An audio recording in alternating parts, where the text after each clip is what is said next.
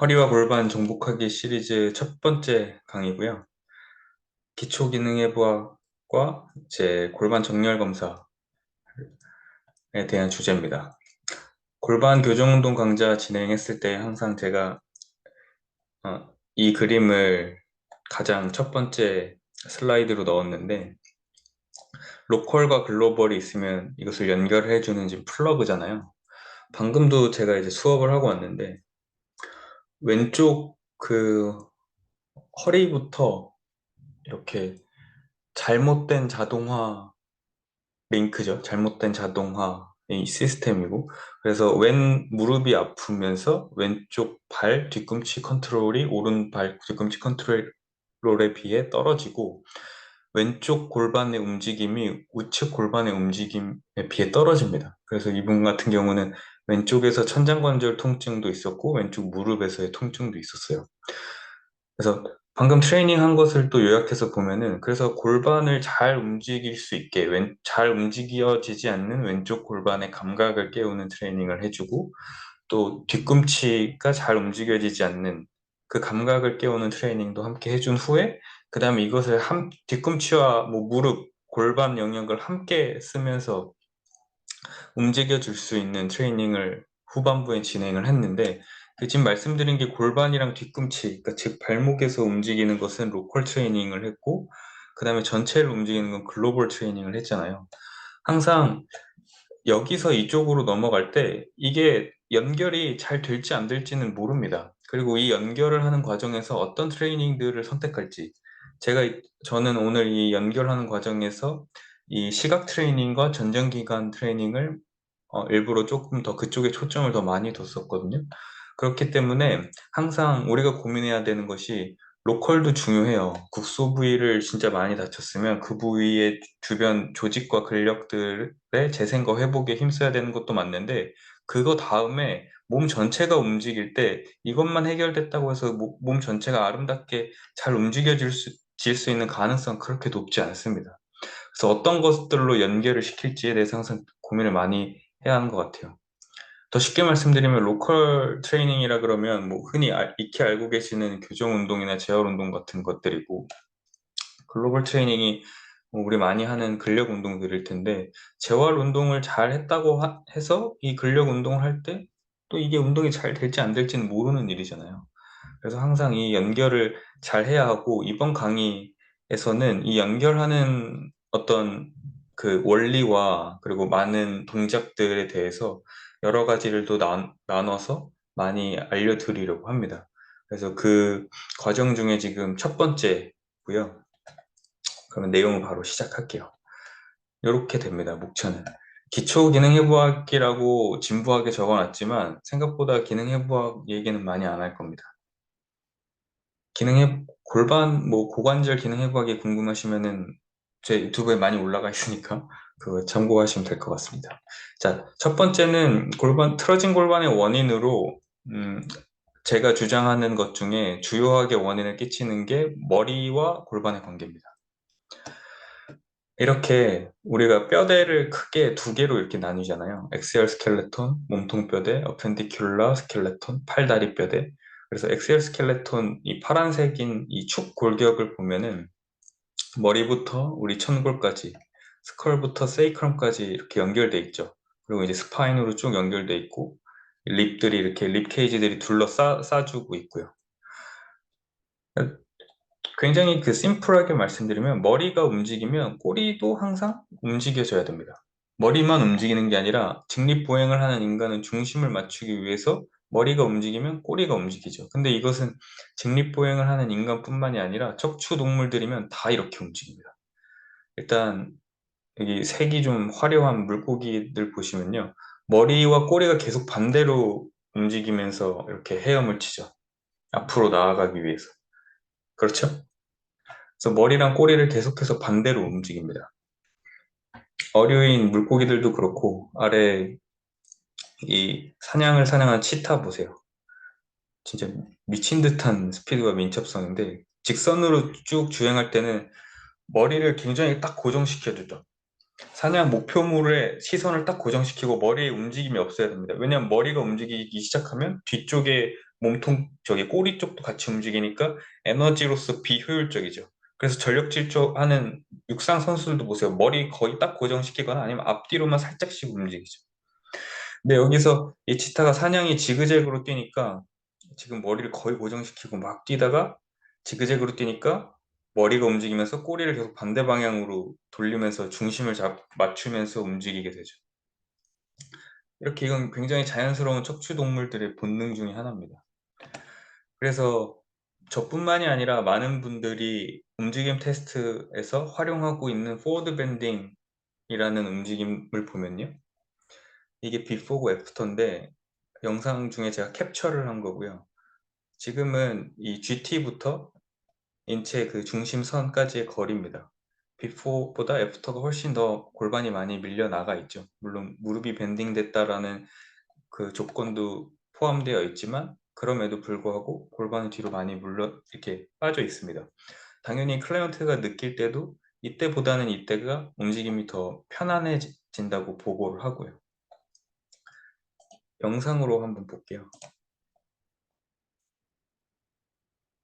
자, 물론 뭐 허리나 등, 목 영역도 잘 봐야 되지만 지금은 머리가 앞으로 움직일 때 골반이 어느 정도 뒤로 밀리는지 그걸 한번 자세히 보십시오.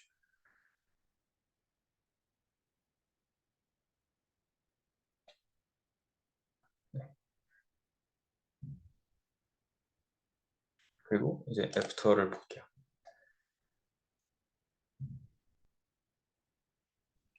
머리와 골반이 움직이는 것도 움직이는 건데 애프터가 그냥 저기 좀 더 훨씬 자연스러워 보이지 않습니까? 비프는 뭔가 몸을 동그랗게 말려고 인위적으로 몸을 이렇게 웅크리는 듯하게 보이죠. 그렇죠? 그리고 재밌는 건 비포를 다시 이렇게 보면 한 4번 정도를 반복하다 보니까 하면서 점점 그러니까 네 번째에서는 엉덩이가 뒤로 조금씩 더 밀리기 시작합니다. 그게 편하거든요. 무언가에 학습되었거나 뭐 요가에선 이런 동작들도 있죠. 엉덩이를 뒤로 많이 보내지 않고 몸을 최대한 굴려서 이제 롤다운을 하는 거죠. 그런 동작들이 학습되었거나 혹은 통증이나 뭔가에 통증이 있을 거라는 두려움 혹은 불편감 때문에 엉덩이를 뒤로 밀지 않을 수 있어요. 그래서 이렇게만 밀어줘도 훨씬 편안한 포워드 밴딩을 가질 수 있고 리턴에서도 마찬가지죠.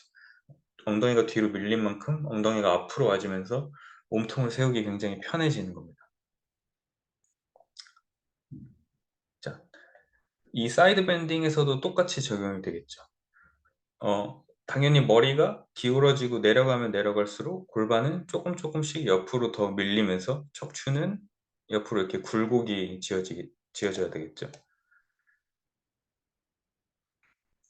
좀 정상적인 케이스고요.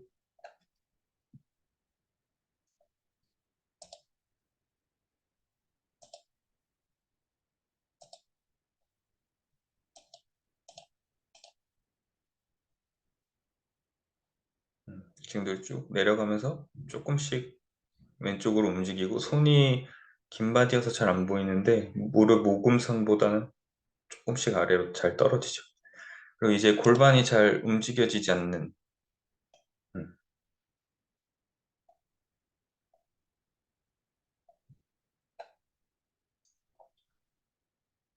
네.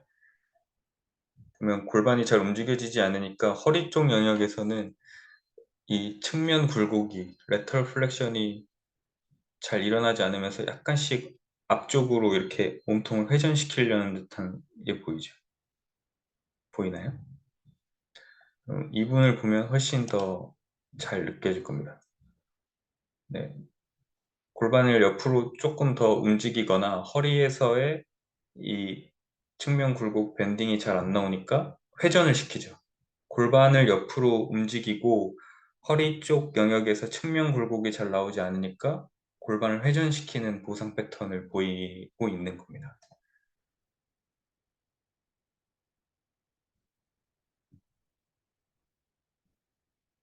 그렇죠.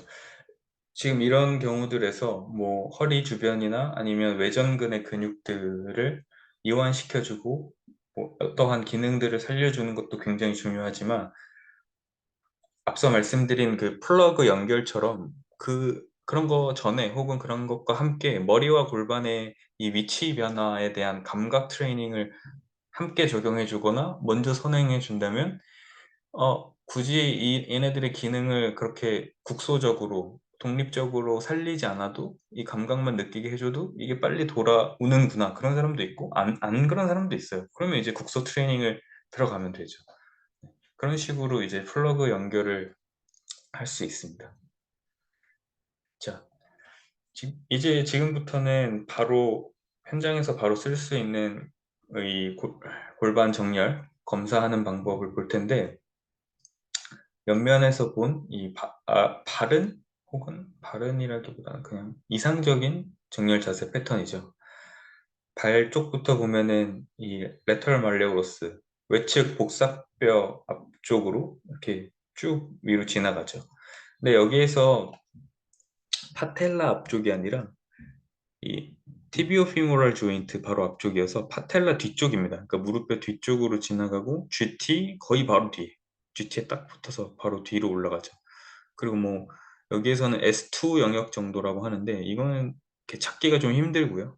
쭉 올라가서 또 제일 많이 보는 게 어깨 그리고 올라가서 마스터위드 프로세스 이런 것들을 우리가 확인을 하게 되죠. 근데 현장에서는 옷 입은 것도 있고 그리고 바닥에서부터 이렇게 수직선을 긋기가 굉장히 어렵죠. 이것을 바깥쪽으로 빼기도 굉장히 힘들고 그래서 우리가 가장 많이 쓰는 게 이런 체형 블라인드에서 사진을 많이 찍게 되죠. 지금 요건 제가 빨간색 선을 다시 이렇게 그었어요. 이거 아마 순서 바뀌어 있을 겁니다.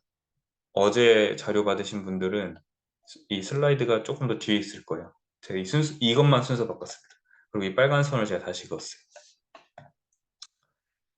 그래서 이 왼쪽 사진에 있는 분 보면 먼저 앞서 봤던 이상적인 정렬 자세와 가깝죠.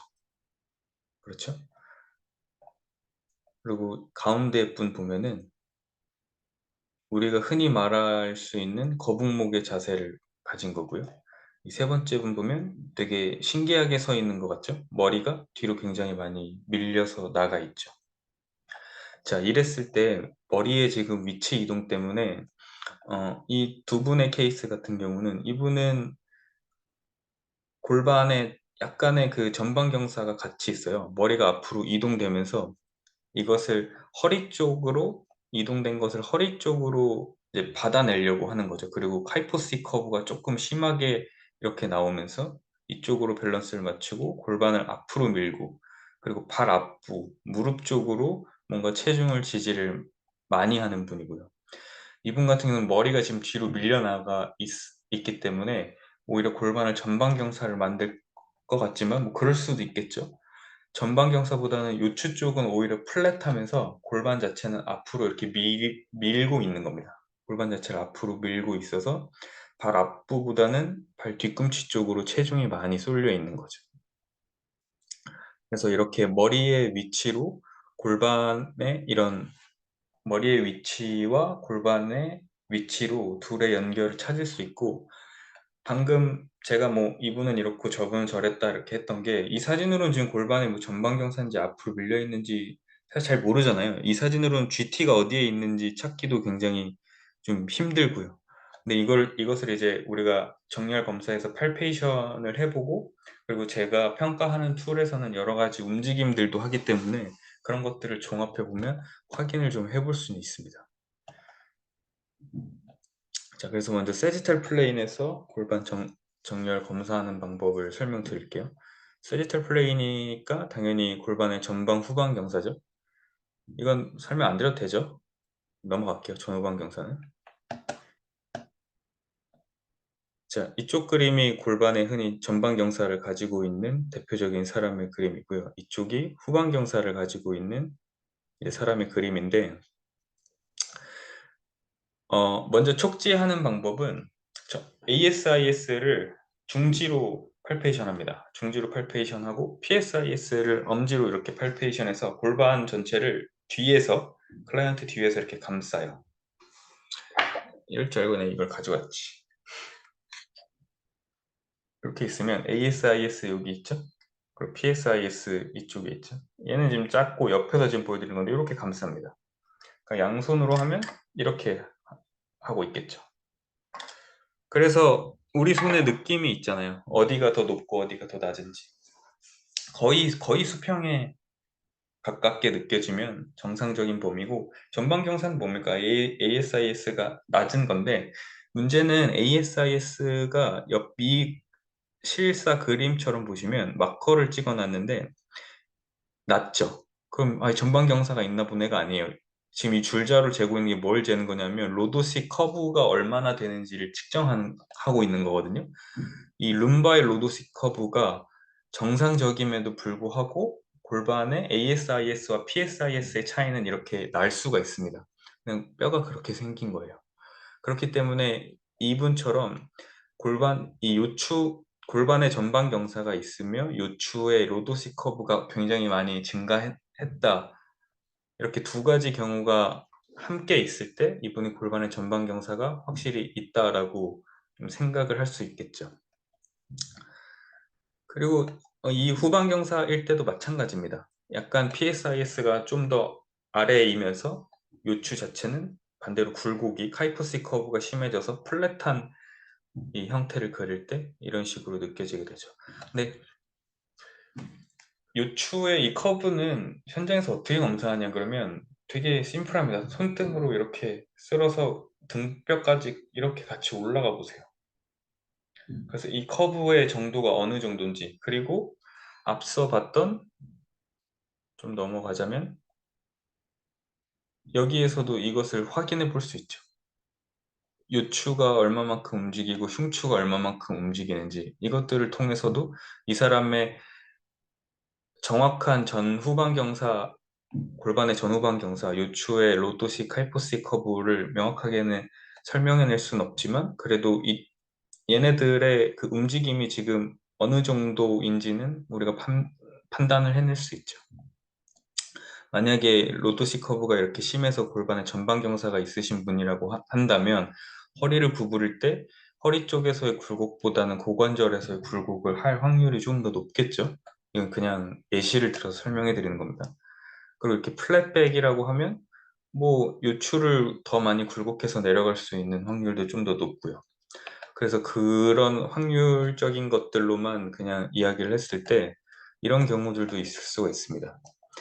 그 B와 C 그림 보면은 이 두 분 다 엄지로 일리아 크레스트를 잡고 있는 겁니다. 골반이 이렇게 생겨 있으면 일리아 크레스트는 가장 높은 부분이에요. 그래서 엄지로 이걸 잡고 있는 건데 바짓단보다 훨씬 많이 위로 올라가 있죠. 보통 바짓단에서 한 3, 4cm 정도 위에 일리아 크레스트가 있는 것을 정상이라고 보는데, 이렇게 구조적으로 이렇게 되어 있는 분이라면은 포워드 밴딩에서도 요추의 굴곡의 보상이 훨씬 심합니다. 여기가 조금 더 많이 이렇게 굴곡되고 따라서 흉추도 같이 많이 굴곡되는 게 보이죠. 그러니까 등뼈 전체의 굴곡이 훨씬 심해지게 됩니다. 이러한 그 이유 중에 하나로 볼 수 있는 게, 이거는 반 정도는 제 뇌피셜이고 반 정도는 실제 이론입니다. 일리아 크레스트가 지금 얘도 정상적인데 보시면 L5죠? 여기가 잘 보이나요? 자, L5예요. 이쯤에 L4고 보통 L4, 5 레벨의 일리아 크레스트가 있습니다. 이게 높다 그러면 어디에 있겠습니까? 한 3 정도에 있겠죠. 2나 이 연절이. 그러면 얘네가 조금 더 이렇게 높게 형성이 되어 있으면 우리 뒤쪽 여기에 근육들 되게 많죠. 흉요근막도 쫙 퍼져 있고 기립근도 막 이렇게 있고, 아래쪽으로는 대둔근이라는 어마어마한 근육이 잡아당기고, 또 여기에서는 햄스트링이 이렇게 연결돼 있죠. 그러니까 이쪽으로 이렇게 쫙 많이 퍼져 있습니다. 기립근은 또 막 작은 아이들까지 하면 엄청나잖아요. 우리가 공부할 때나 따로따로 떨어뜨려 놓고 생각해서 공부하지 사실은 다 같이 합쳐져 있지 않습니까? 여러 층으로. 근데 이게 이렇게 올라와 있어요. 그럼 이쪽에서 허리뼈들을 잡아당기는 힘들이 굉장히 심해지겠죠. 그러니까 아무래도 이쪽의 움직임이 좀 잠길 수밖에 없겠죠. 그래서 뭐 신전이라든지 굴곡도 사실 완벽하게 굴곡을 잘 컨트롤해서 즉 분절 움직임을 잘 만들어내기는 좀 더 어렵습니다. 보통 사람들에 비해. 그렇기 때문에 이런 식으로 요추에서 보상 패턴들이 좀 심해지는 것 같고요. 그리고 보통 이렇게 높은 일리아 크레스트를 가지고 있을 때 지금 위에 보시는 것처럼 전념과 후념 이것은 골반의 얘기가 아니라 고관절의 얘기예요. 이 골반 얘기가 아니라 이제 이 고관절의 얘기입니다. 이건 이제 이렇게 본 거죠. 이렇게 위에서 이렇게 본 겁니다. 위에서 봤을 때 머리와 피머럴 헤드와 넥을 하나라고 보고요. 아래 수평선의 각도가 15도 정도가 정상인 것을 이제 15도 정도를 정상이라고 하고요. 다시 설명하면 머리와 목을 하나라고 보고 이 몸통 있죠? 그냥 이걸로 생각할게요. 알았어, 안 보여. 머리와 목의 방향이 몸통으로부터 얼마만큼 비틀어져 있는지 이걸 얘기하는 겁니다. 머리와 목이 몸통으로부터 얼마만큼 비틀어져서 붙어 있는지 이걸 보면 좀 이해가 되시죠? 머리 있고 목이 있고 몸통이 있고 근데 전념은 좀 더 앞으로 비틀어져서 이렇게 각도가 크게 되고요. 후념은 뒤쪽으로 비틀어져서 각도가 작게 됩니다. 그리고 빨간색 점은 고관절 관골 부위는 아세타블럼 안에서 피머럴 헤드가 이렇게 가장 압력 접촉이 가장 심한 그 두 점을 이야기하는데 정상적으로 이렇게 발의 위치나 고관절 위치를 맞추려면 이것들이 달라지기 때문에 안티벌전, 전념이 있는 경우에는 발을 이렇게 안쪽으로 내회전시키게 됩니다. 그래서 인토잉, 뭐 비둘기발, 뭐 그렇게 많이 이야기하고 이쪽은 어떻겠습니까? 약간 팔자로 맞추게 되겠죠. 근데 이렇게 이 일리아 크레스트가 높고 이 사람이 보행 자체가 팔자고 약간 뒤뚱뒤뚱 걷고 뭐 스쿼트 같은 걸 시켰을 때도 팔자로 굉장히 이것을 많이 벌리는 분들이 있거든요. 그럴 때 높은 일리아 크레스트에서 이렇게 후념일 가능성이 조금 더 높이 있습니다. 아까 말씀드린 것처럼 요추 쪽에서의 움직임이 별로 좋지 않아서 이렇게 다리를 좀 고관절까지도 벌리면서 움직이는 게 편해하시는 분들이 있어요. 근데 이런 분들 같은 경우라면 구조적으로 문제를 가지고 있는 것이니까 이걸 뭐 이렇게 아이디얼하게 이상적으로 맞추려고 하는 시도도 뭐 그렇게 나쁘진 않지만 완벽하게 돌아가기는 좀 더 힘들죠. 그러니까 좀 기준을 바꿔야겠죠, 우리가. 그래서 이것을 전념인지 후념인지 안티벌전인지 리트로벌전인지를 검사하는 방법 중에 하나가 이 크레이그 테스트라는 겁니다. 엎드린 자세에서 무릎을 90도 정도 구부리면 대퇴골 대전자를 촉지하기가 굉장히 쉽게 되는데요. 여기서 이런 식으로 해당 다리를 내회전 시켜봅니다. 성인의 경우 8에서 15도, 그러니까 내회전 각도가 8에서 15도일 때 대퇴골 외전자의 그 대퇴골 대전자죠. 그레를 트로켄터의 느낌이 정확하게 이렇게 뾰족하게 딱 납니다. 가장 강하게 느껴지는. 근데 이게 만약에 15도를 넘어간다. 그러면 내회전이 심하게 되어 있는 거니까 지금 이분 같은 경우는 이 C가 실시한 자세 크레이그 검사를 실시했을 때 34도에서 이게 느껴진대요. 그럼 강하게 안티벌전이 되어 있는 거죠. 이분 이게 왜 회전을 한 거랍니다. 외회전은 5도밖에 안 나오는 거고요. 이건 지금 안티벌전 되어 있는 거죠. 그러니까 8에서 15도면 사실 실제로 현장에서 했을 때 그렇게 많이 안 움직여도 바로 느껴져요. 근데 이 IR 시키는 게 8도 이하다.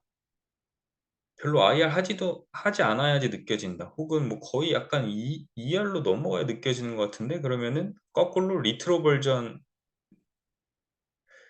가능성이 굉장히 높다라는 거죠. 그래서 현장에서는 이렇게 평가를 합니다. 그리고 IR의 ER 차이도 볼 수 있고 이런 식으로 앉은 자세에서도 확인을 할 수 있죠. 실제로 저는 이 리트로 버전이 굉장히 심한 케이스를 그 한 분 남자분 한 분 해본 적이 있는데 어렸을 때부터 이 자세로 앉은 기억은 없대요. 못 앉는다고 하시더라고요. 아예 이렇게 팔자로 돌아가 있기 때문에 발을 안으로 넣거나 그러면 움직인 뭐 스쿼트라든지 하지를 쓰는 움직임들을 잘 수행해내지 못하십니다. 그러니까 그럴 때는 우리의 기준과 정렬을 좀 바꿔야죠. 뭐 수술을 해서 뼈를 다시 맞출 수도 없잖아요.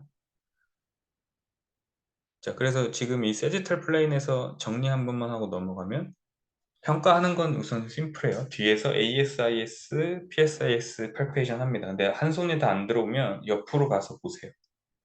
스티커 붙여도 좋고 마커 붙여도 좋은데 그냥 이렇게 중지 욕하는 거 아니에요? 이렇게 보고 보세요. 어디가 높고 어디가 낮은지. 그리고 로드 C 커브, 하이퍼 C 커브도 손등으로 이렇게 쓸어서 체킹해 보십시오. 그리고 그 다음에 일리아 크리스트를 갈비뼈에서부터 이렇게 잡아서 쓱 내려오면 됩니다. 그러니까 이쪽에서부터 얘네들을 확인해서 잡고 이렇게 쓱 내려와 보는 거죠. 이 높이가 바짓단에서부터 얼마나 높은지 그걸 체크해서 뭔가 이게 높다. 그리고 혹은 고관절 IR과 ER 가동 범위의 문제가 그러니까 차이나 과도한 이 가동 범위를 보인다. 그랬을 때 이런 전염이나 후염을 의심해 보면서 크레이그 테스트까지 같이 실시해 주면 훨씬 좋다는 얘기죠. 자, 그럼 이제 프론탈 플레인에서 볼 건데 방금 우리가 일리아 크리스를 갈비뼈부터 이렇게 잡아가지고 이렇게 내렸죠. 그럼 좌우 높이를 확인을 하면 프론탈 플레인에서 어떻게 회전되어 있는지를 볼 수 있겠죠. 다리를 딱 모았을 때 지금 이 그림 보면은 이, 이 사람, 이 여자분 기준으로 왼쪽이 좀 더 높죠. 근데 다리를 벌리니까 이 차이가 좀 감소됩니다. 이것들이 외전근의 근육들의 영향을 받아서 길이 장력 관계를 조금 무마시켰을 때 이 차이가 감소해서 골반의 프론탈 플레인에서 수평하게 맞아지는 거고 만약에 다리를 넓게 벌렸음에도 이 차이가 줄지 않는다면 이건 구조적인 문제일 가능성이 굉장히 높습니다. 다리를 벌렸을 때 차이가 감소되지 않는 분들 중에 대표적인 분들이 척추측만증 가지고 계신 분들이 대표적으로 그렇습니다.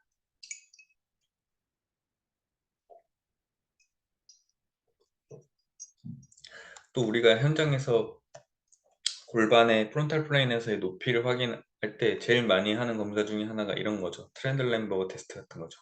다리를 이렇게 들었을 때 반대쪽 다리가 떨어지진 않는지, 싱글렉 스쿼트 했을 때 하지 정렬이 무너지진 않는지, 뭐 이런 것도 굉장히 좋은데 이런 건 이따 뒤에서 레터럴 서브 시스템 이야기할 때 조금 더 자세히 이야기 해볼게요. 그리고 이것은 이런 기능적인 것을 조금 더 세밀하게 체크하는 방법 중에 하나인데요. 여기 별 표시 있는 데가 TFL 그리고 GMED예요. 중지로는 TFL, 엄지로는 GMED 이렇게 손을 갖다 댑니다. 그리고 지금 우측에는 이렇게 손을 갖다 대서 팔페이션을 하고 있죠. 그리고 좌측 다리를 90도 정도 들어 올리라고 해요. 이렇게 들어 올렸을 때 TFL이 먼저 반응하는지 GMED가 먼저 반응하는지를 그 우리의 감각으로 체크한 겁니다. 그러니까 거의 동시에 들어와야 되는데 TFL이 먼저 들어온다라고 가정을 하면은 TFL이 먼저 이렇게 액티베이션이 되면서 골반의 회전도 같이 일어날 수 있고 그리고 TFL이 먼저 액티베이션이 된다라는 얘기는 얘네들의 근육 지금 외전근들의 근육 밸런스가 잘 맞지 않는 경우도 있을 수 있습니다. 그리고 반대로 GMED만 강하게 들어오는 경우들도 있어요. 그럴 때는 아마도 이 중둔근 쪽이 아닌 조금 더 앞쪽을 팔페이션 같이 해보면 G 미니머스도 같이 되게 빨리 들어올 겁니다. 그런 경우도 있을 수도 있습니다. 그래서 그런 것들을 평가할 수 있고 당연히 우측과 좌측에 차이가 있을 수 있어요. 그래서 이건 팔페이션 할 이 중심 잡는 이런 기능적인 검사들에서 조금 세밀하게 팔페이션을 하면서 조금 더 자세하게 이런 것들을 체크할 수 있고요. 지금 이제 기능적인 이야기를 했으니까 좀 구조적인 이야기들을 조금 더 해볼게요. 음, 골반의 프론탈 플레인에서 이런 높이 차이가 단순히 방금 계속 말씀드렸던 외전근 근육들의 문제가 아니라 진짜 뼈가 다리 길이의 차이 때문에 그런 걸 수도 있죠. 그랬을 때 이 다리 길이를 검사하는 방법입니다.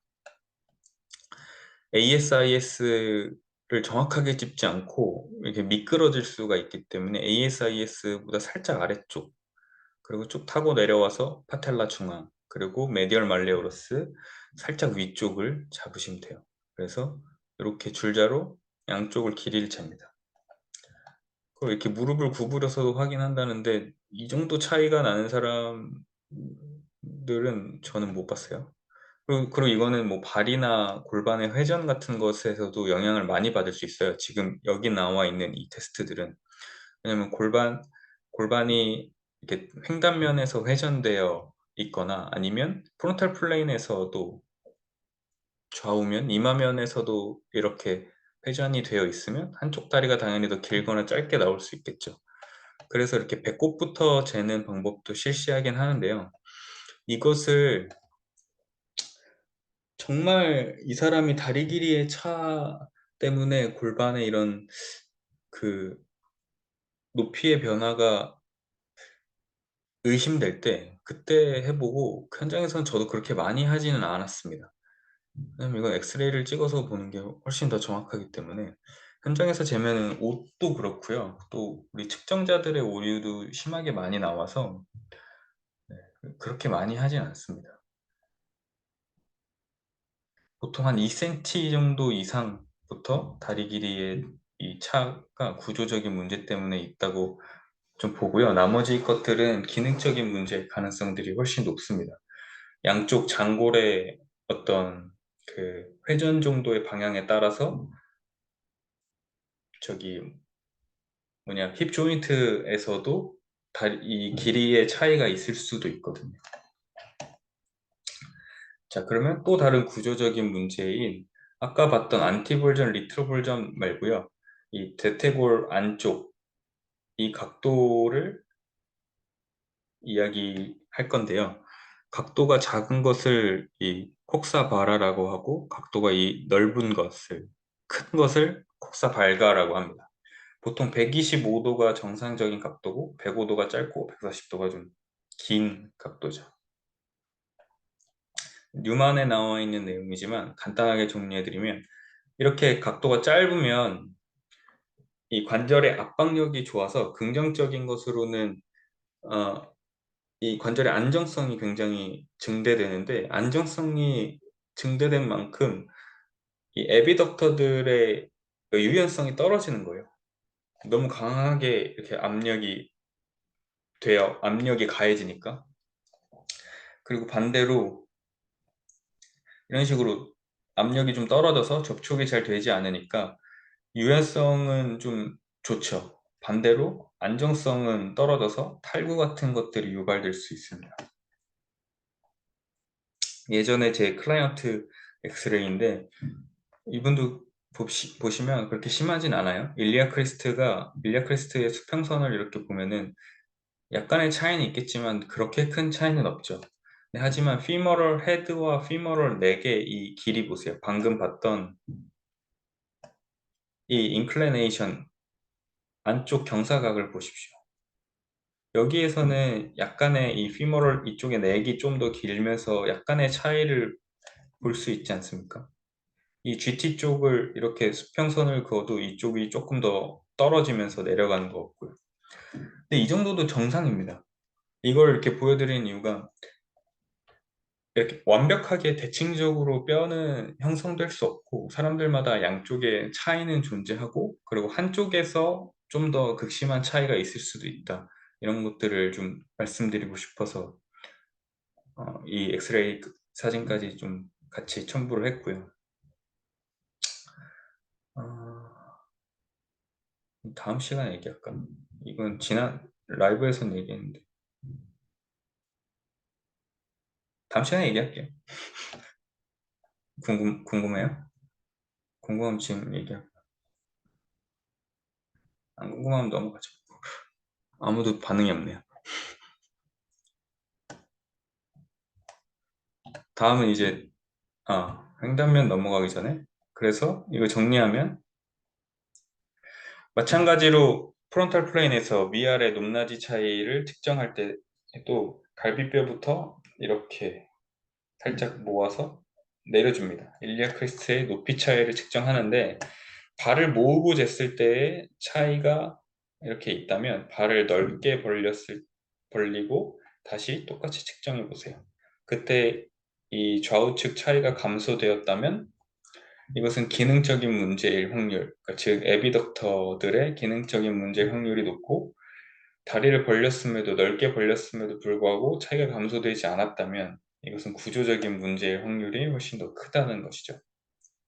그래서 그때는 다리 길이의 차이일 수도 있고 아니면 이 femoral head, neck과 몸통의 안쪽 면의 각도인 이 경사각, inclination의 각도의 차이일 수도 있다. 구조적인 것은 우리가 어떻게 할 수 있는 것이 아니니까 이것을 감수하고 알고 트레이닝에 접목을 시켜야겠죠. 다음은 로테이션입니다. 로테이션 평가하는 것도 쉽습니다. 실제 현장에서 평가하는 건 똑같이 클라이언트 뒤에 가서요. 앞쪽에 이렇게 손을 대요. 골반 앞면이죠. ASIS 지금 여기 있죠. 이렇게 손바닥을 이렇게 댑니다. 양손을 같이 이렇게 돼요. 그랬을 때 어디가 더 튀어나와 있는지를 체크하는 거죠. 지금 이 그림 같은 경우에는 어디가 더 튀어나와 있습니까? 이 채팅창에 써주십시오. 어디가 더 튀어나와 있습니까?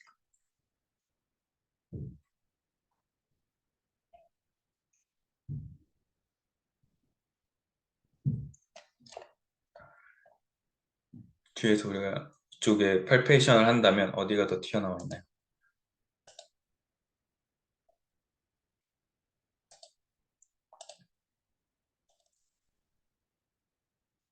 네, 감사합니다. 왼쪽 맞아요. 그럼 왼쪽이 튀어나와 있으니까 회전은 어느 쪽으로 되어 있습니까? 회전은 반대인 우측으로, 네, 우측으로 되어 있습니다. 맷돌 돌리는 걸 상상하시면 돼요. 맷돌. 자, 맷돌 어이라고 하는 맷돌 손잡이를 잡으시고 맷돌 우측으로 돌려보세요. 그러면 왼쪽이 이렇게 앞으로 나오게 돌리겠죠.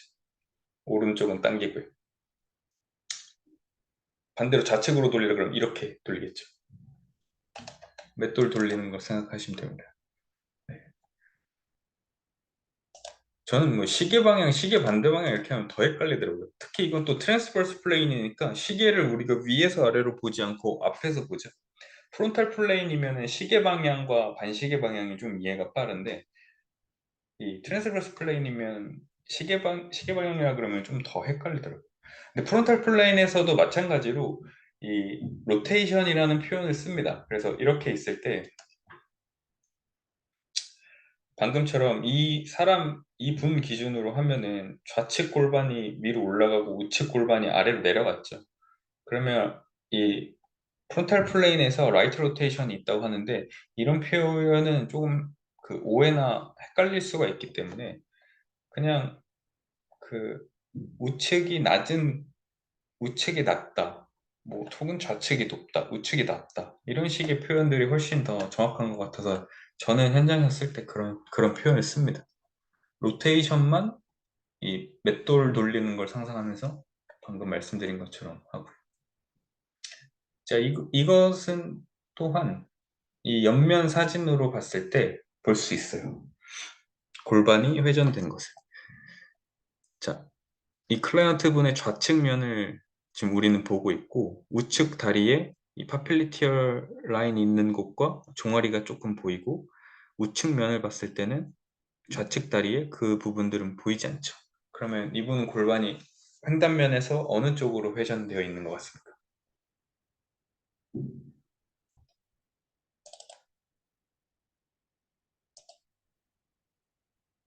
그렇죠. 횡단면에서 우측으로 회전되어 있고 팔페이션을 했다 가정했을 때는 어디가 더 튀어나오게 느껴질까요, 그럼?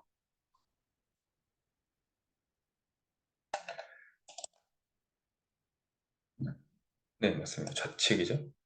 그러니까 이런 식으로 우리의 확률들을 더 높여 나가는 겁니다. 근데 둘의 결과가 다를 수 있어요. 그럼 우리가 팔페이션을 잘못했거나 아니면 사진을 찍을 때 사진을 잘못 찍었거나 아니면 이 클라이언트가 섰을 때 뭐 발의 정렬을 원래 자기가 쓰던 대로 쓰지 않았다거나 아니면 골반이 한쪽으로 돌아가 있어서 일부러 그 중심을 맞추려고 한 다리를 뒤로 빼고 서 있었을 수도 있어요. 사진을 찍을 때는 한 다리를 뒤로 뺐는데 우리가 팔페이션 할 때는 양 발을 맞추고 서 있을 경우도 있고요. 그래서 그런 것들까지 조금 그 감수하려면 당연히 여러 테스트들을 더 봐야 하고 이제 이 횡단면에서 볼 수 있는 좀 대표적인 기능 테스트를 보겠습니다. 자, 프로닙 익스텐션을 볼 거고요. 우선은 여기에 제가 빨간색으로 이렇게 체크해 놨는데 되게 막 멋있게 써놓은 것 같지만 골반 우측으로 회전돼 있다는 겁니다. 방금 계속 얘기했던 대로 좌측 골반이 앞으로 튀어나와 있게. 그럼 이 프로닙 익스텐션을 보고 좌측과 우측에 어떠한 차이들이 있는지 한번 찾아보십시오. 일단 영상 재생하겠습니다.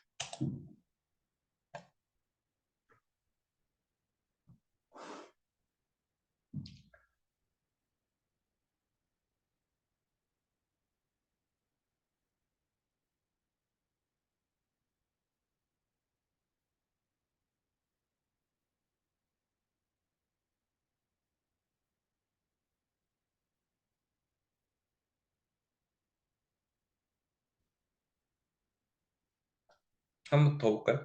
보시면서 발견되는 것들은 바로 채팅창에 남겨주십시오.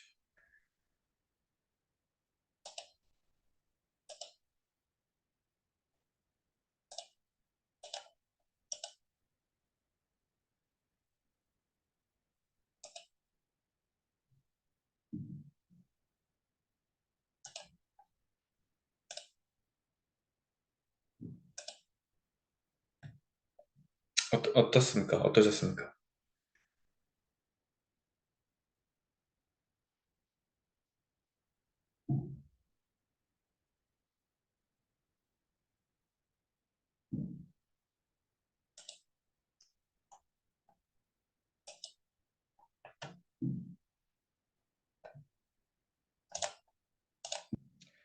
우측 다리가 움직이기 시작할 때 좌측 어깨에서의 움직임 패턴을 한번 잘 보세요. 그리고 좌측 다리가 움직이기 시작할 때 우측 어깨에서도 패턴을 잘 보시고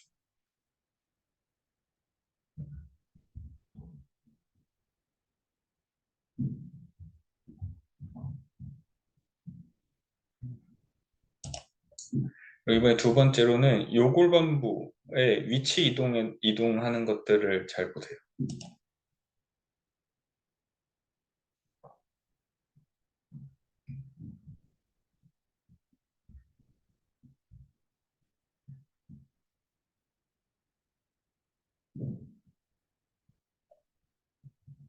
자, 그리고 마지막으로는 다리를 들어 올릴 때 이 다리 전체에 회전되는 각도를 보세요. 벌어지는 거라든지 회전되는 거.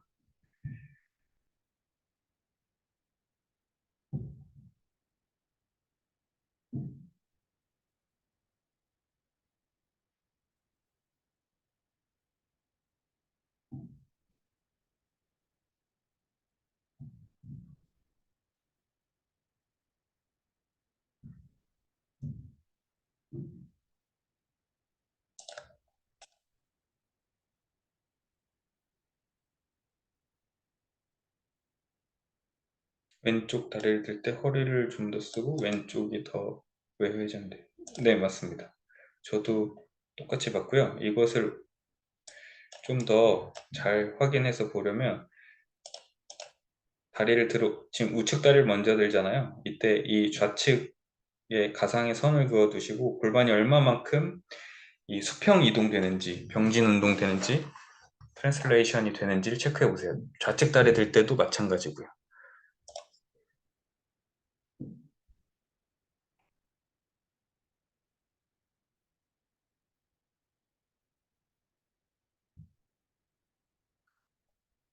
자, 여기 이렇게 선을 그어놨다 가정하면 지금 우측 다리 들 때는 회전이 일어나는데 좌측 다리가 들면 살짝 이 힙이 우측으로 좀 빠지게 되죠. 그래서 그리고 오른다리를 들 때 이 좌측 어깨의 움직임이 왼다리를 들 때 우측 어깨의 움직임보다 좀 더 큽니다. 근데 생각을 해보면 우측 다리를 들어 올릴 때 골반은 어느 방향으로 회전을 합니까? 어느 방향으로 회전하죠? 횡단면 계속 얘기하고 있으니까 횡단면에서 이렇게 엎드린 자세에서 한번 상상해 보세요. 오른 다리를 들어 올리면 어느 쪽으로 회전합니까?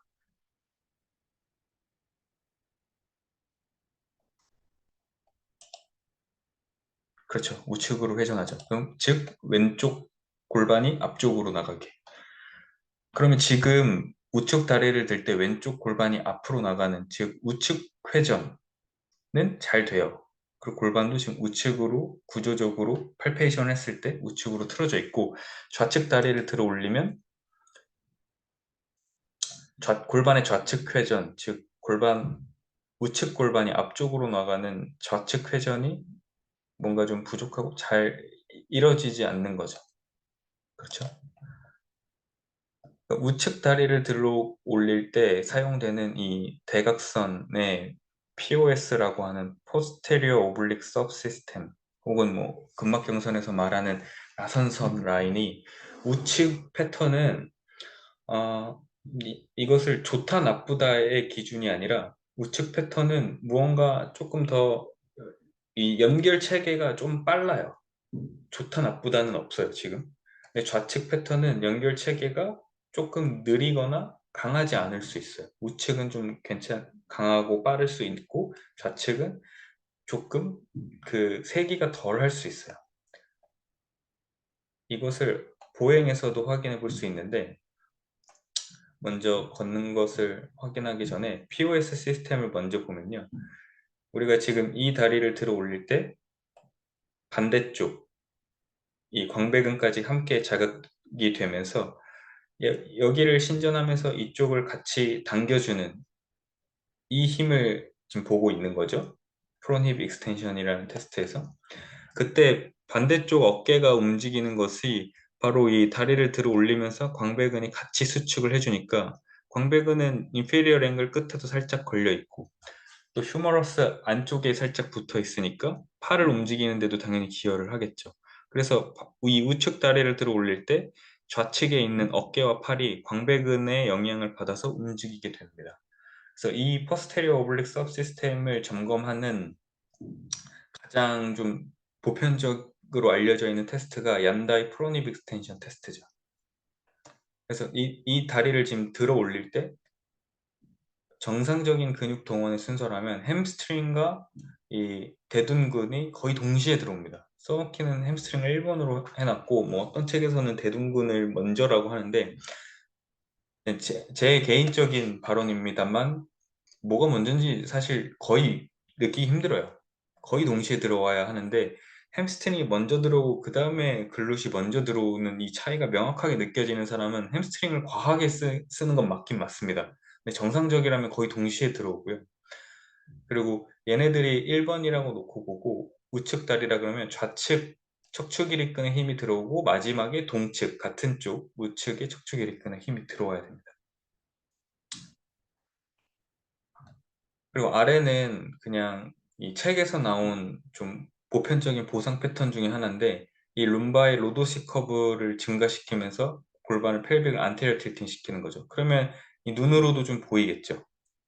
혹은 이것을 좀 더 잘 확인하려면 양쪽 ASIS에 우리 손을 이렇게 두고 이 압박을 심하게 하는지 하지 않는지 이런 것을 또 체크를 해볼 수 있고요.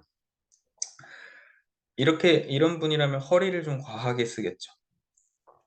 반대로 햄스트링을 과하게 쓰게 되면 니 플렉션이 이렇게 같이 동반이 됩니다.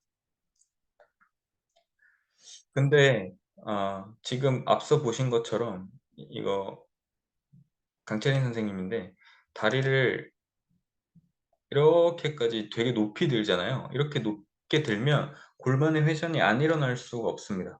골반의 회전이 일어난다라는 얘기는 허리 근육들의 개입들이 당연히 더 강해지기 때문에 마치 이 로도시 커브가 허리에서 로도시 커브가 자연스럽게 생기는 현상들이 이 보상 패턴이 아니라 자연스러운 패턴일 수 있어요. 그렇기 때문에 좀 더 세밀한 테스트를 하시려면 이 다리를 그렇게까지 높게 들어 올리면 안 됩니다. 자, 그러면 프로닙 익스텐션 계속 이어서 가서 다리를 이렇게 들어 올리는데 아까 말씀드렸던 것처럼 광배근과 함께 연결되어서 반대측 어깨 쪽에 움직임이 있을 수 있다라고 말씀을 드렸죠. 이때 우측 다리를 들어 올릴 때 좌측 어깨 움직임이나 좌측 다리를 들어 올릴 때 우측 어깨 움직임, 그리고 이런 이 상부 승모근들의 경직되는 정도, 이런 것들도 함께 잘 확인해 줘야 됩니다. 얘네들이 그 과한 이 POS 시스템에서 보상 패턴을 만들어낼 확률이 굉장히 높거든요. 그런 것들을 함께 확인할 수 있는 게 바로 이 보행이에요. 지금과 같이 POS 시스템에서 우측 라인에 좀 더 빠른 자동화된 링크를 제가 말씀을 드렸는데, 지금 이게 딱 우측 POS 시스템의 그 액티베이션이 딱 되어 있는 상태죠. 오른다리 신전했고요. 그러면서 광배근도 같이 이렇게 수축하면서 팔이 지금 같이 당겨졌죠. 그러면 왼다리는 어떻게 됩니까? 보행이니까 앞으로 가져야 되겠죠. 근데 이렇게 지금 걷는 것을 보면 골반의 왼쪽 이동이 굉장히 많이 보일 겁니다. 맞나요? 다시 한번 보면 골반이 우측이 앞으로 움직이는, 그러니까 움직임 자체가 좌측 골반의 이렇게 움직임이 훨씬 더 많이 보일 거예요. 그러니까 이것과 반대로 됐을 때는 왼쪽이 충분히 밀어주지 못해서, 그냥 가정을 지을게요. 왼다리의 이 POS 시스템이 충분히 밀어주지 못해서 우측 골반이 조금 더 앞으로 못 밀려 나갈 수도 있고요. 혹은 이쪽 시스템에 비해 좀 더 강하고 빠른 링크 때문에 상대적인 차이로 이렇게 이 좌측 골반의 움직임이 심한 걸 수 있죠. 이것을 잘 확인해 볼 수 있는 게 바로 옆면에서 보시면 왼팔은 엉덩이 거의 바깥쪽까지 빠져나가고 오른팔은 신전될 때 엉덩이까지 지금 못 빠져나오죠. 거의 옆면에서 찍었는데 보이시나요? 다시 보이죠? 그러니까 지금 왼다리로 밀어내는 이 POS 시스템, 이 사선 시스템은 확실히 오른다리로 밀어내는 사선 시스템에 비해 조금 그 신경계의 체계나 이런 힘들이 좀 약하다라는 것을 보행해서 찾을 수 있었던 거죠. 이게 또 오버헤드 스쿼트랑 함께 그 연결지어서 생각해 볼 수 있는데, 보시죠.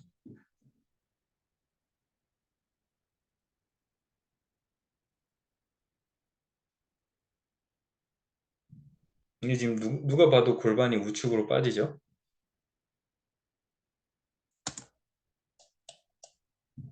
아이고, 정신이 안 특해. 자, 여기에서 우리가 지금 이야기하고 있는 POS 시스템만 보면은 어떻습니까? 다 이완돼야 되죠. 전부 이완돼야 됩니다. 맞나요? 우선 힙은 신전될 때 액티베이션이 되는데 지금 굴곡하고 있죠. 그리고 이쪽 시스템이 훨씬 강하니까 지금 골반도 우측으로 쏠리고 여기가 늘어나줘야 되는데 잘 늘어나지 못하고 팔의 높이도 왼팔을 그래서 더 들지 못하죠. 이쪽 시스템이 훨씬 강하게 붙잡고 당기고 있어서. 그리고 또 하나, 이 우측 발의 아치가 훨씬 더 많이 무너져 있습니다. 이 강철인 선생님 첫 번째 평가한 평가지를 보면요. 여기 제가 또 막 적어놨는데, 왼쪽 아킬레스건 톤이 높고 양발이, 그러니까 저기 오목발이에요. 그리고 약간의 무지외반증이 있고 왼쪽 그 말레오러스가 높다. 그러니까 왼발 아치가 높다. 우측 발 아치가 낮다라는 얘기거든요. 우측 발의 아치까지 무너지면서 우측 다리의 이 POS 시스템이 지금 늘어나야 할 때 잘 늘어나지지 못하니까 이쪽으로 강하게 당겨가죠. 그러니까 체중이 이쪽으로 오른쪽으로 쏙 쏠렸다가 이제 일어나면서는 맞아지는 현상. 네. 그리고 이거는 같은 날인데 지금 이 골반의 위치 감각, 그러니까 즉 앞서 잠깐 앞으로 돌아갔을 때 머리와 골반의 위치 감각들을 잘 느끼는 게 중요하다고 했었죠.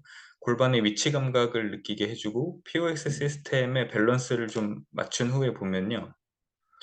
지금 이때도 우측으로 빠져요. 근데 우측으로 이제 빠지는 게 느껴지기 때문에 횟수를 거듭하다 보면서 점점 본인이 맞추게 됩니다. 이것을.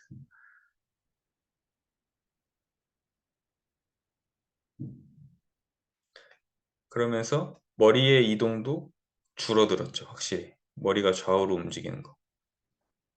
자, 이걸 보시면 머리가 우측으로 확 기울죠? 그럼 일어나면서 좌측으로 다시 올라가집니다. 다시 우측으로 가장 내려왔을 때 기울었다가 좌측으로 네, 빠지죠.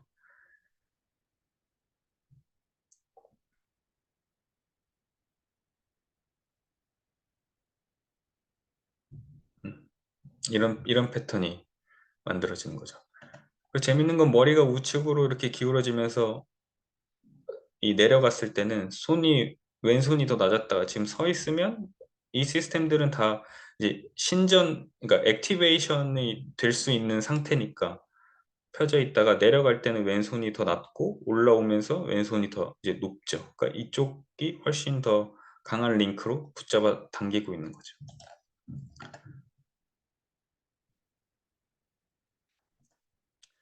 또 비슷한 케이스인데요. 우측 발이 지금 아치가 낮았고 그리고 이렇게 잘 보이진 않지만 우측 어깨가 좀 더 낮습니다. 그리고 이 머리의 위치 이동 보면 우측 팔 아치가 낮고 우측 어깨가 낮으면서 이렇게 좀 떨어지면서 고개가 같이 우측으로 살짝 기울었죠. 같은 케이스예요. 똑같이 여기 보면 우측 그 발의 진정 각도가 증가돼 있죠. 그러니까 우측 발 앞부가 더 벌어져 있으면서 우측 발의 아치가 낮고요. 여기 이제 적어놓은 것도 보면 우측 이 나비큘라가 훨씬 더 내려가 있다. 그리고 골반은 똑같이 횡단면에서 오른쪽으로 회전되어 있으면서 왼쪽 골반이 좀 더 높다. 두 분이 비슷한 케이스예요. 우측이 낮고 좌측이 좀 높은. 이때 걷는 것을 보면 마찬가지입니다. 왼쪽 골반의 앞으로 움직이는 현상이 조금 더 심한 걸 볼 수 있을 거예요. 보이시나요? 이게 잘 안 보이시면 머리가 좌측으로 이동이 더 많이 되거든요. 그것을 함께 같이 보세요.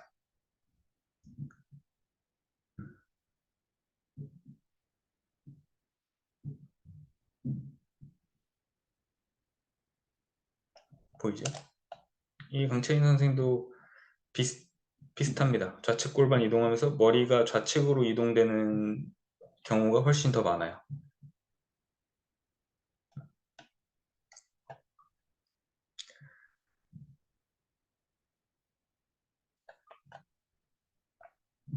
그래서 지금 이 선생님도 POS 시스템은 똑같아요. 그래서 POS 시스템이 우측이 훨씬 링크가 좀 더 강하고 좌측이 좀 더 약해요. 근데 여기서 하나 더 찾아낸 것 중에 하나가 이 레터럴 서브 시스템이에요. 아까 싱글렉 스쿼트나 트렌들렌버거 테스트 할 때 메인이 되는 타겟이 되는 이 근육들이죠. 뒤에서 봤을 때는 버티는 쪽에 어덕터 그리고 G매드 반대쪽에 요방형근 앞에서 봤을 때 요방형근은 뭐 어댑터 똑같고요. 앞에서 봤을 때는 GMAD랑 달리 TFL이 중요한 역할을 하죠. 지금 이렇게 한 다리를 들고 버틸 건데 골반이 얼마나 다리를 드는 쪽으로 이동되는지 또 머리는 얼마나 다리를 드는 쪽으로 이동되는지를 한번 체크해 보세요. 지금 왼다리를 들고 버틸 때고요.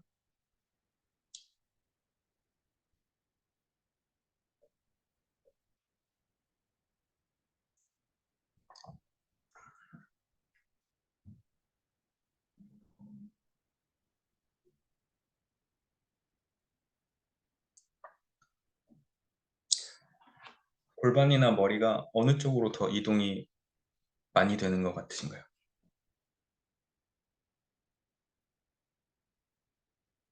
한 번 더.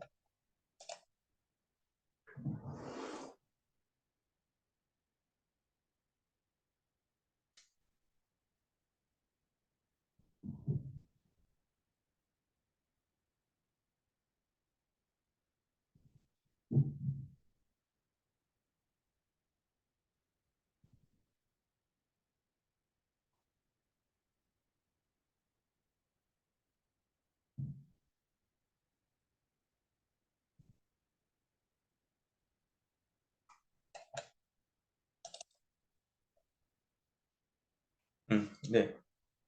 우측이요.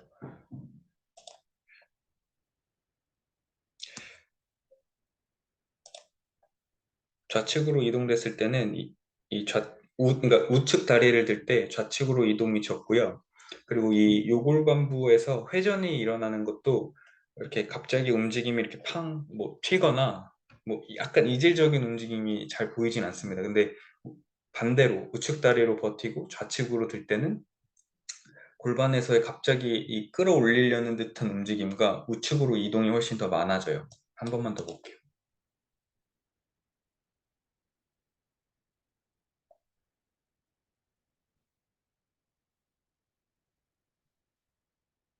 지금도 보면 끝에서 골반을 뭔가 이쪽으로 살짝 들어 올리죠.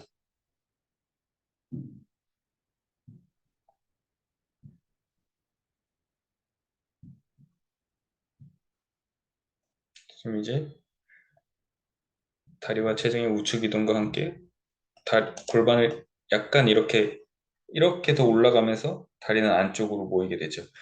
지금 이 현상을 얘기해 놓고 보면 오른발이 앞에 진정 각도가 더 증가되면서 발 아치가 많이 무너져 있었잖아요. 중심을 잘 못 잡으면서 골반은 우측으로 더 이동을 해야지만 머리를 안정적으로 이렇게 세울 수 있는 겁니다. 이렇게 다리를 들게 되면 반대 그러니까 즉 이 같은 쪽인 내전근들이 골반을 아무래도 더 이렇게 끌어가겠죠. 그리고 몸 자체의 중심이 이쪽으로 더 이동이 되니까 이 반대쪽 내전근도 같이 조금 끌어당기고요. 얘네들이 훨씬 골반을 잡아당기고 그러기 때문에 지금 이 선생님 같은 경우는 골반을 후방경사시키거나 놓지 않으려고 허리 쪽에서 과도하게 이 골반을 하이킹 시키는 걸 볼 수 있어요. 왼쪽 허리 쪽에서. 그리고 POS 시스템도 이 우측이 훨씬 강했기 때문에 이쪽 에렉터 스파이네가 훨씬 더 두껍거든요. 만졌을 때도. 지금 이분 같은 경우에 프로립 익스텐션 영상은 없지만 그렇기 때문에 이쪽 허리가 우측에 비해 과활성화되어 있으니 다리를 올릴 때 90도 정도로 올리면 골반의 이 장골의 후방 경사가 일어나야 하는데 이것 또한 이게 잘 되지 않는 거죠. 이미 반대측 다리에서 발부터 중심을 잘 못 잡으니까 얘네들이 막 활성화되고 외전근들은 상대적으로 제 역할을 못하고 그렇기 때문에 반대쪽 라인에 있는 저기 유방현근이나 척추기립근들이 좀 더 과활성화되는 패턴을 보이게 되는 겁니다. 자, 그래서 이거는 다시 보여드리는 비포고요. 이제 보면은 왼쪽 골반이 앞으로 이동되는 게 훨씬 많이 잘 보이죠.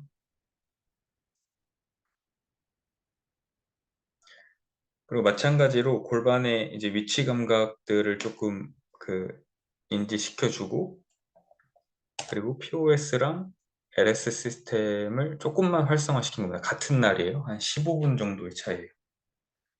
골반의 움직임도 그렇고 머리의 좌우 이동이 이제 훨씬 괜찮은 거, 이 평균 좌우 이동되는 정도의 평균이 좀 더 괜찮아진 걸 보실 수 있을 겁니다. 양쪽 같이 틀어볼게요.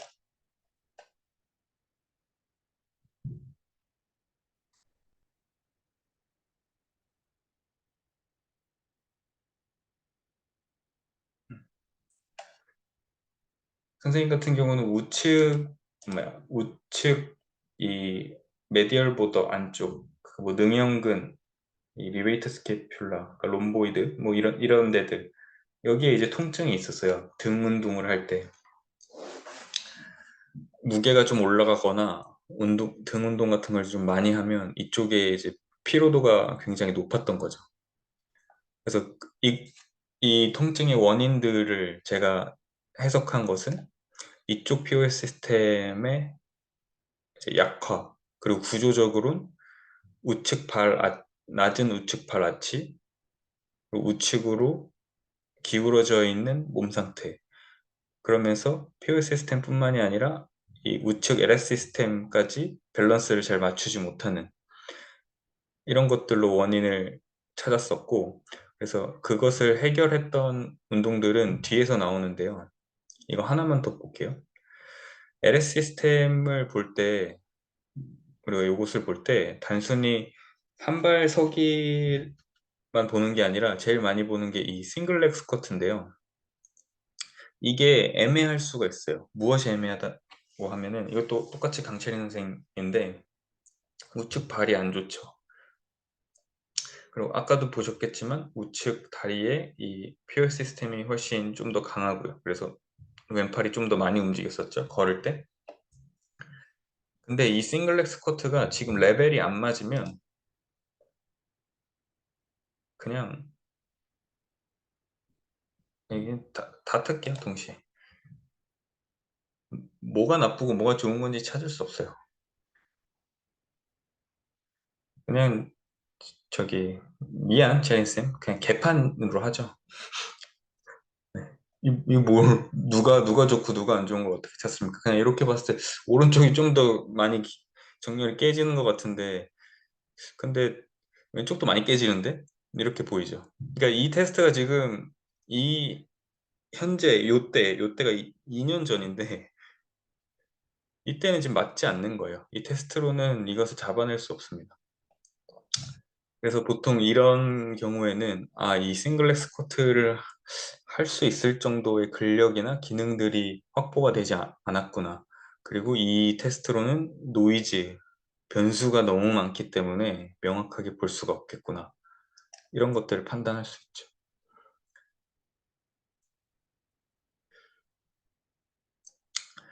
자, 그래서 이 앞서 봤던 남자 선생님 트레이닝 할 때 POS 시스템으로 했던 운동입니다. 일단 볼게요, 바로. 보시면 왼발을 밀고 오른팔을 같이 펴서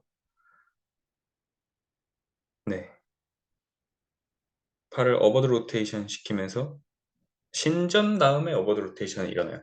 그러니까 어떤 동작이냐면 왼다리는 지면을 밀어야 되고요. 그러면서 스네치 해보신 분들은 알 겁니다. 이렇게 하면서 팔을 당기죠. 이미 신전이 일어나죠. 몸통을 회전시키면서 왼다리로 밀고 그 다음에 이 우측 골반도 같이 낮기 때문에 우측 골반을 들어주면서 다리를 이쪽으로 안정적으로 착지시킨 겁니다. 그러면서 동시에 우측 팔은 쭉 펴주고요. 이게 글로벌한 트레이닝이죠. 글로벌한 근신경계를 빨리 살릴 수 있는.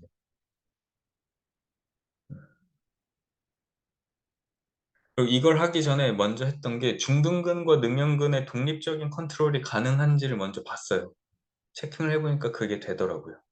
그리고 트레이닝 세션 초반에는 그 능형근과 중둔근이 아니라 능형근과 중부승모근 얘네들을 따로 컨트롤할 수 있고 스캐퓰라만 따로 컨트롤할 수 있는 운동들을 몇 가지 넣은 다음에 이것을 실시한 겁니다. 근데 아무래도 트레이너 선생님이고 운동을 꾸준하게 하시는 분이어서 이런 신경계들이 잘 살아있으니까 이것까지 빨리 전환을 시켜도 그냥 자기가 알아서 그 플러그를 맞춘 거예요. 중간에 제가 뭘 더 해주지 않아도. 이것을 반복 연습했더니 바로 효과가 좋아져서 이 오른쪽 그 날개 쪽지 안쪽의 통증이 막 다 사라졌었고요. 이게 지금 POS 시스템을 강화시킨 거고, 이거는 LS 시스템을 강화시킨 동작이죠.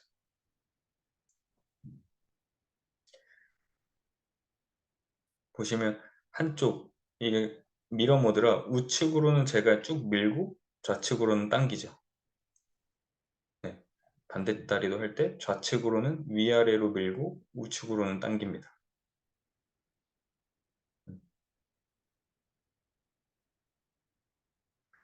이것을 지금은 제가 그냥 다리를 이렇게 붙이고 하는데, 스태거드 스탠스, 그러니까 한 발을 뒤로 뺀 자세에서도 실시도 많이 하고요. 그리고 뒤에서 뭐 소리나 큐잉을 듣고 순간적으로 빠르게 이 동작들을 만들어내는 방법들을 많이 하죠. 이렇게 지금 다리를 올릴 때 한쪽이 약한 링크가 있다 그러면은 이 다리를 드는 게 집중되는 게 아니라 얘네들을, 이 다리는 아래로 밀고 팔은 위로 밀고 그러면서 동시에 이 반대쪽 팔과 다리가 모이는 이 시스템이 동시에 일어나야 되거든요. 근데 한쪽의 LS 시스템이 약하면 이게 동시에 잘 일어나기가 힘들고, 이렇게 다리를 올린 채로 유지했다가 내리기는 더 힘듭니다. 근데 이 상태에서 뭔가 시각적인 사인을 받지 않고 청각적인 사인을 받고 이 동작을 순간적으로 빠르게 만들려고 하면 더 힘들어지겠죠, 당연히. 그리고 뭐 눈을 감고 하면 확실히 더 힘들어지고요. 다음은 제가 전에도 그 보여드렸던 나선선 운동들의 방법이죠.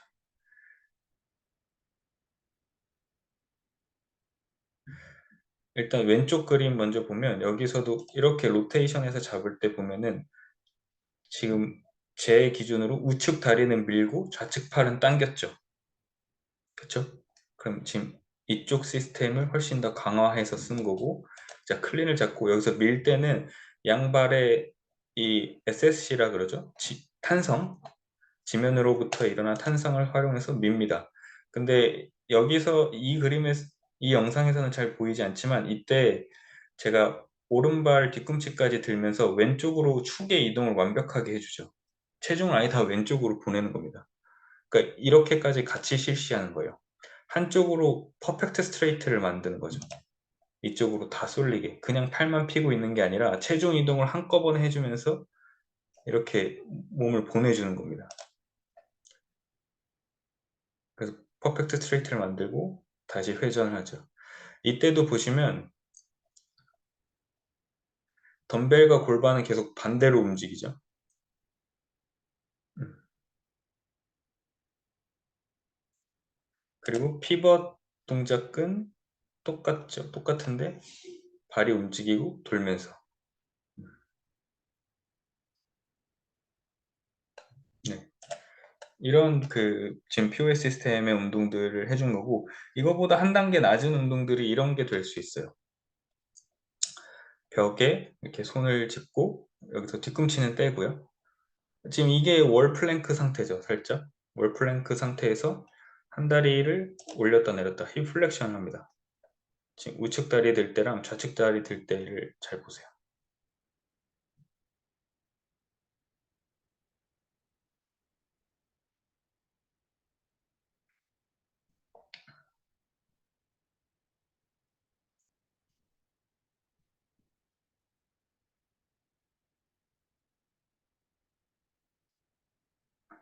이렇게 우측 다리로 지지할 때 우측으로 골반이 많이 움직이는 것을 좀 볼 수 있고요. 이분이 이쪽 무릎에 그 고질적으로 벌실리티스가 있어서 물 찬다고 하죠. 그게 계속 생기는 겁니다. 원인은 불명이에요. 계속 생겨서 좀 뭔가 무리하거나 그러면 그것도 통증이 있고 무릎이 뻑뻑하니까 잘 구부러지지 않으니까 병원 가서 그것도 치료를 받아야 돼요. 근데 지금 우측 다리로 버틸 때 좀 많이 괜찮죠. 자, 여기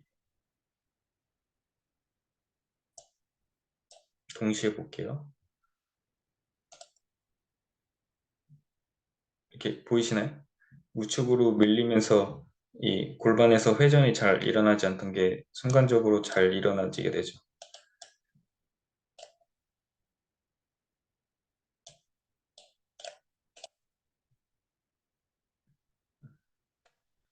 이때도 마찬가지예요. 이렇게 지지하는 쪽의 다리에 힘이 없으면 반대쪽 어깨에서 벽을 더 강하게 누르거나 몸통을 더 회전시키려고 합니다. 그럼 이런 라인들의 그 전달과 그러니까 링크들이 좋지 못하게 되면은 연결들이 좋지 못하게 되면 이런 운동들을 했을 때 바로바로 느껴질 수 있어요. 그리고 이것보다 한 단계 더 낮은 운동이 이런 브릿지가 될 수 있는데 일반적으로 그 여러분들이 생각하는 힙 뭐 스러스터나 글루 브릿지 그런 개념이 아니라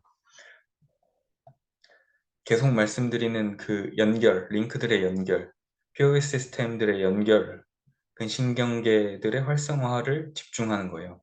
이렇게 다리를 들었을 때 허리, 이제 엉덩이, 햄스트링 중에 누구 하나가 힘이 더 많이 들어가면 안 되고 팔을 움직이지 않아도 좋아요. 이 전 단계가 팔을 움직이지 않고 실시하는 거니까 팔을 그대로 두고도 다리를 이렇게 골반을 먼저 올리고 고관절을 플렉션을 시킬 때 골반의 수평은 계속 유지돼야 됩니다. 근데 보통 골반이 틀어져 있는 분이라면은 드는 쪽 다리의 골반이 떨어지는 경우들이 굉장히 많습니다. 그럼 그 얘기는 뭐겠습니까? 버텨주고 지금 눌러주는 쪽에 POS 시스템이 좀 약한 거라는 거죠. 그러니까 그쪽들을 훨씬 더 활성화를 잘 시켜줘야 된다는 거죠. 그리고 이거보다 더 낮은 단계가 이런 데드버그 단계가 될 수 있어요. 이 볼 말고 뒤에 벽 같은 거 있으면 벽을 이렇게 밀고 실시해야 됩니다. 그렇게 되면 상체에도 아무래도 힘이 들어가기 때문에 이 코어들의 활성화, 즉 피드 포워드 기전이 훨씬 더 잘 발휘돼서 이 움직이는 게 조금 더 편하고 잘 될 수 있어요. 지금 얘는 장요근을 이제 좀 타겟해서 움직이는 거죠. 근데 재밌는 것은 여기에서도 이렇게 볼 때 볼을 들고 가만히 있을 때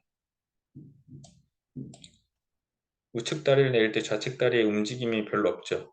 이렇게 코어를 유지를 지금 잘 시키면서 운동이 되는데 움직임 별로 없죠. 이걸 상체를 풀어놓고 컨트롤 시키면 이걸 내리면 여기가 올라가죠. 음, 다시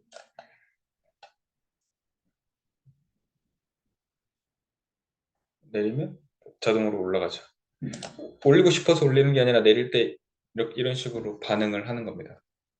이런 것도 코어의 피드포워드 기전도 당연히 문제가 될 수 있겠지만 방금 계속해서 말씀드린 그 나선선 POS 시스템의 양측의 차이가 이런 결과들을 도출해낼 수 있는 거죠. 그래서 이것보다 한 단계 더 낮은 레벨이 이거죠. 제가 영상에서도 많이 보여드렸고 이번 강의에서 유료 강좌에서 온라인 강좌에서도 이 프로닙 익스텐션 테스트를 엑서사이즈로 변형해서 하는 단계적인 운동들 전부 영상으로도 보여드리고 현장 강의 오시는 분들은 당연히 같이 실습할 거고요. 전부 다 마사지 베드에도 실습할 겁니다. 간단하진 않고 그냥 하는 방법만 설명드리면은 엎드린 상태에서 이분 같은 경우도 목과 등 쪽 컨디션이 굉장히 좋지 못해서 일부러 좀 이 각도를 올린 채 이제 했고요. 이쪽의 긴장들을 좀 더 풀어주려고. 그리고 다리는 살짝 에비덕션으로 벌리고 외회전 시킵니다. 왜냐하면 허리가 지금 보시는 것처럼 굉장히 과하게 로드식 커브를 그리고 있거든요. 이렇기 때문에 글룻의 엉덩이의 자극이 좀 덜해서 여기에 자극을 좀 더 집중시키려고. 그러니까 국소 트레이닝 지금 시키는 거죠. 글룻을 좀 더 활성화시켜서 이 POS 시스템의 전체적인 활성을 좀 더 이루고 싶은 겁니다. 근데 그래서 다리를 제가 들어줘요. 근데 엄지손가락을 햄스트링 위로 올리고 있는 게 햄스트링으로 너무 많이 힘을 가져가지 않고 엉덩이에 집중시킬 수 있게. 그리고 나머지 손가락들은 허리 쪽에 이렇게 되면서 허리 쪽에 과한 활성을 막으려고 지금 하는 거죠. 그래서 처음에는 거의 아이소메트릭을 먼저 합니다. 다리를 아주 살짝 들어야 돼요. 아까 말씀드린 것처럼 이걸 높이 들면 당연히 골반은 회전되고 허리 쪽으로는 힘이 많이 들어갈 수밖에 없죠. 그래서 각도로 따지면 뭐 한 힙 익스텐션 10도 정도? 네, 굉장히 조금 듭니다. 좀 들어서 엉덩이에 힘이 들어가는 것을 느끼고요. 여기에서 또 우리가 해줄 수 있는 방법 중에 하나는 이 ASIS 앞쪽에 수건을 같은 것을 좀 대줘서 로도시 커브가 생긴 것을 약간 좀 더 완만하게 로도시 커브를 좀 줄여줄 수 있는 방법을 선택해 줄 수도 있겠죠. 그래서 이렇게 단계적으로 그 클라이언트의 어떤 운동 수행 능력에 맞춰서 운동들이 진행되고 또 이렇게 점진적으로 운동들을 진행시켜 나아가는 것이 골반 이 교정 운동하는데, 그리고 또 사실 모든 교정 운동이나 사실 교정 운동의 범주를 떠나서 퍼스널 트레이닝의 어떤 정석이라 생각을 합니다. 네, 오늘 그 1강은 여기까지고요. 질문 있으시면 질문을 주십시오. 그래 이제 녹화를 꺼야겠다.